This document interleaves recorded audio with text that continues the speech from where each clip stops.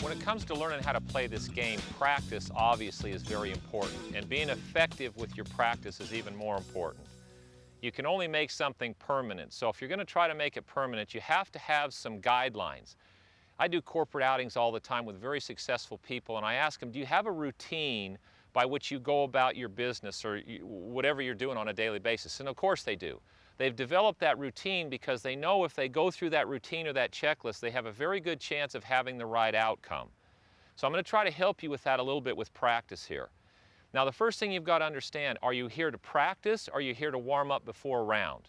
If you're warming up before a round, then basically what you want to do is you want to get into the motion and the rhythm of what's going on. Regardless of whether it's practice or whether it's a round, I have these 3 sticks here. Now what I use them for is I use them to establish my target line. So I set one back here. I set one up in front parallel to that one. And then I use this one down here. Now, setting these up becomes a big visual plus in your game. A lot of people say they look up really early in their swings. Well, a lot of the reason that you look up, when you think about golf relative to other sports, this is a target game like basketball or anything else. The problem is you're not looking at the target. So what happens when you make a swing here, if you don't have something set up on the ground that gives your eyes a real clear picture of where you want the ball to go, the instinct is you get to the top of your swing and your brain says, you know, where are we trying to go with this thing? And so your instinct is find the target and then hit at it. So then the instinct is you get to the top, you want to look up, and then you want to try to hit. So this becomes very valuable because it trains your eyes to program your brain to see the path. So it's giving you a very clear task of what you've got to do with the club. Now you utilize this whether you're warming up before a round or whether you're practicing. Now if you're warming up before a round, you get set up, you just start out by just get nice and loose and try to just get into the rhythm or the flow of what you're going to do with your swing. A golf swing on the golf course, you're much better to find a rhythm and try to stay with it. So what I would say to most of you, find the club that you hit the best. When you find that club, then count out the rhythm that you use that club and utilize it with everything. I don't care if your best club's a 7-iron and you want to hit a driver, you want to feel the same rhythm and flow. You know, Jack did an outing with this and it was really interesting. They asked him what was his favorite club and he says, well, whatever club I have in my hand, which is kind of interesting. And the other thing he did is he says, what's your favorite club? And the person in the audience said, well, it's a 7-iron. So Jack happened to have a 3-iron in his hand, so what he did is he took a magic marker and he wrote 7-iron on the bottom of the 3-iron. He says, okay, there you go, now you've got your favorite club. The point there is the tempo and the rhythm doesn't change. What I see with most people is your rhythm is all over the place. So when you're going out to play golf, find a rhythm where you're hitting a lot of solid shots and stay tuned to that rhythm and then play your tendencies. When you get through playing and you come in and you're going to practice, now you come in and you say, okay, what didn't work on the golf course? What was wrong out there? I was over the top or whatever you were doing. Now you come out here and you get your practice station set up and now you start out with some nice, slow, small swings trying to get a feel for the correction. So let's say you're on the golf course and everything, like we've done with the inside approach, was over the top. So you come in here and you set some things up and you say, okay, now I'm going to get a feel first, practice swing wise. No ball. See, the ball gets in the way of your progress because as soon as you put a ball down there, your instincts take over, and especially if you go at high speeds. So the process is first you make a practice swing at slow speeds to make the swing do what it is you want it to do. Second step is to put a ball in, make the full swing, but still at a very slow pace. Then very gradually build the pace up. Now, if you all of a sudden get to a pace where you can't make it work, you don't go faster or take your driver out and try to hit it harder. You back it off again and you get a feel for what you're trying to do. Everybody in this game, in my opinion, is in big rush to see how far they can hit it. That's what gets in the way of the progress. This game is one that doesn't really penalize you for non-compliance with the pace that you're ready for. What I mean by that is skiing, if you go skiing, if you're not a very good skier, the Black Diamond Run with the big moguls is probably not where you're going to go. You're going to go over on the bunny hill where there's not much slope, not many bumps. As you get better, you challenge yourself. That's the same thing you should do with golf. You should challenge yourself with speed. If it breaks down, go back to a speed you can handle. So number one, make sure that you decipher between, are you here to warm up before you go play, or are you here to practice? Get your practice station set up so that you know that your aim is correct and that your eyes have a good picture of what you're trying to do with this instrument to make the ball go at the target. If you're trying to go out and play, get into a rhythm, try to match your best rhythm or your best club with everything. Play your tendencies. When you come into practice, you know what you did on the golf course. Those are the glaring mistakes. Come in here, whatever drills you're going to do, start with the practice swing doing the drills first. Slow motion. Then go slow motion with the ball, then gradually build the pace up. If you'll go through that routine or those checklists and you'll do that, I know you're going to get the best out of your game and you're going to have a lot of fun with it. So good luck and we'll see you on the golf course.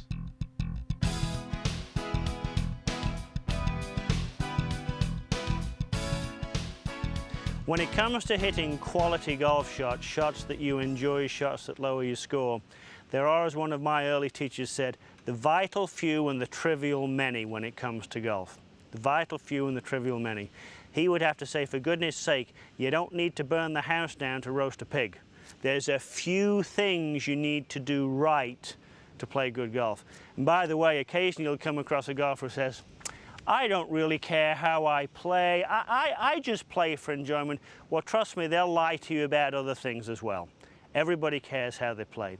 There are three things you must be able to control if you want to control your golf ball and play better, and they are the club shaft. It has to swing on a plane. I'm going to talk about what a plane is. The club face, that has to do something very particular in golf.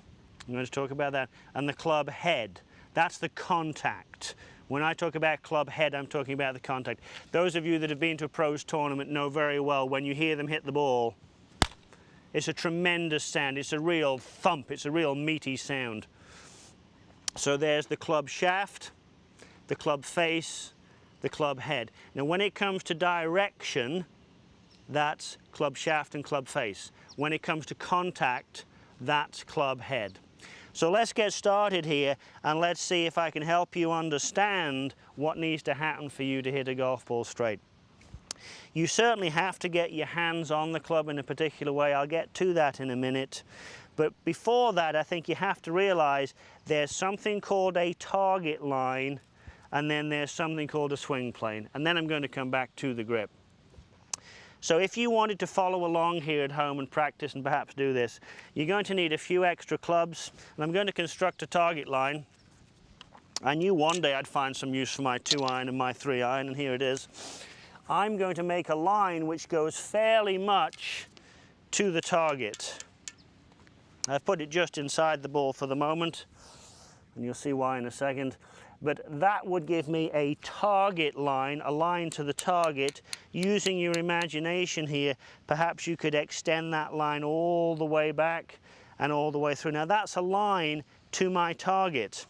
You may have seen earlier in the show that I was very much of the opinion the club must not, repeat, must not swing on that line.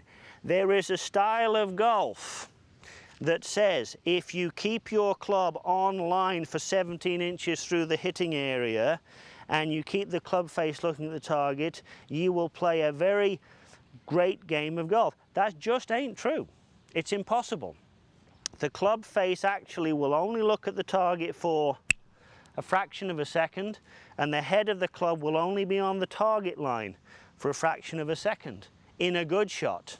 So let's say you understand, yes, there is a target line, and of course as we set up to the ball, we stand to the side of the golf ball. This shaft goes into the head at an angle. Manufacturers spend billions of dollars trying to find the best angle. If the shaft going in there worked better or the USGA allowed it, that's where it would be. This is the optimum place for a shaft to go into the head for direction and distance. So the shaft stands, we stand to the side of the ball because the shaft is on tilt. There we are.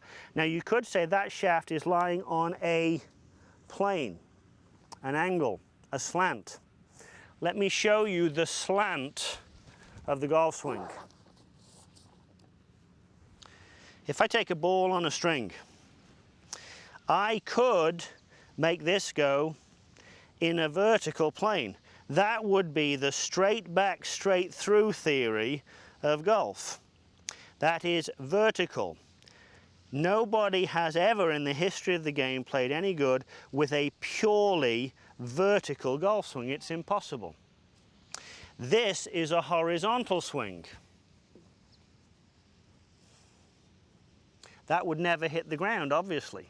If you played like this, you'd go over the top of every golf ball. Not recommended. This is somewhere between the two, where there's some vertical and there's some rotary, and you blend it. Now that's the arc that the club ideally would travel on. Now you can see that this circle that I've created here is also aimed on the target line at the bottom of its arc. That's the only time you need the club head going towards the target. If I tilt the circle the other way, this is still on a slant, but can you now see how that's not swinging to the target? That's swinging way out to the right of the target. That will hit pushes or hooks. And of course, the most common error we see in golf is when people have the swing circle aimed to the left. Now that's still on a slant, but that's very much, some people call it out to in or off to the left. So you see in golf, you can't fix what you don't understand. And before we even talk about how the hands need to go on the golf club, you must understand, if you're going to improve at all, if you want to look more like Sam Snead and less like Sam Shovel, you need to realize the club moves on a slant, a tilt, an angle, an inclined plane. Everything I do in golf hangs from the plane. I can't put it any simpler than this. If you're off plane, you're doing it wrong, you won't get better. So let's talk about the plane and see what checks you could use to be on a swing plane. Understanding is the start, doing is the next part. If I wanted to have a drill to practice the plane, this is what I would do. I'm going to take another club. I've actually got my 5-iron in my left hand, my 4-iron in my right. I'm going to put the 4-iron up against the grip of my 5 like so. Now here's one of the checkpoints of the plane. It's a very good one. You could practice this at home. If you're watching this in the middle of the winter, in the northern climate, you might be able to practice this every night at home. It will make a difference to your game of that, I promise. When I set up, it would be safe to say that the shaft, or a line out of the shaft, is pointing at that target line. And a checkpoint would be this. If I took the club back to here, a line through the shaft, if I am on plane, is still pointing at that target line. And as I go back a bit farther, a line through the shaft, if I went back far enough, would be pointing at that target line. So when this is the end that is closest to the ground, it should be pointing at the target line. Now everybody can point. I'm pointing at you right now. Now I'm pointing at you. Now I'm pointing at the target line. Some of you may even go down to one of the local hardware stores, and you can get these little laser pointer pens. They're about $2 or $3 now. Put one in your fingers, between your thumbs and forefingers. Practice pointing at a line. That's the plane. So when the club head is closest to the ground, it should be a line from that shaft that's pointing at the target line. It's not in here somewhere, that's pointing way behind me, that's no good, nothing good's coming from there. It's not up there somewhere. It's just pointing at the target line until it gets parallel to the line. Now, as I start to swing farther, now it is the turn of this end of the golf club to point at a line. And there you have a slant. It's a wonderful word for golf, slant. The golf swing takes place on a slant. So ideally now, I'm pointing, pointing, pointing, pointing, pointing, pointing, pointing, parallel, pointing, pointing, pointing, pointing, pointing with that other end, pointing, pointing, pointing, keeps going. If I took a full swing, it would be parallel again. And as I start down, I'm pointing at the plane line, pointing at the plane line, pointing at the plane line. There's a slant. Now, some people call that coming from the inside. That's fine, because that club is behind me at this stage. I'm pointing, pointing, pointing, pointing, pointing, pointing at that target line, pointing at that target line, pointing at that target line. Now I'm parallel. Now it is the turn of the other end to point down at that target line, point, point, point, point, point. Now, if you did nothing else from this lesson, other than practice with a laser pointer pen or two clubs together like this, pointing at a line, you would almost certainly improve your golf. So the key points with the plane would be this. There really are only two checkpoints. And remember, you're either on plane or you're off plane. There really are only 2 points to the plane. Either whichever end could be pointing at the line is pointing at the line, or the shaft is parallel to the ground. Now, in a full swing, the shaft should be parallel to the ground and the line 1 time, 2 times, 3 times, strike the ball, 4 times, 5 times. That would be ideal. That's how a machine would hit the ball. That's how Iron Byron would hit the ball. 5 times parallel. It would be parallel 1 time, be parallel 2 times, 3 times,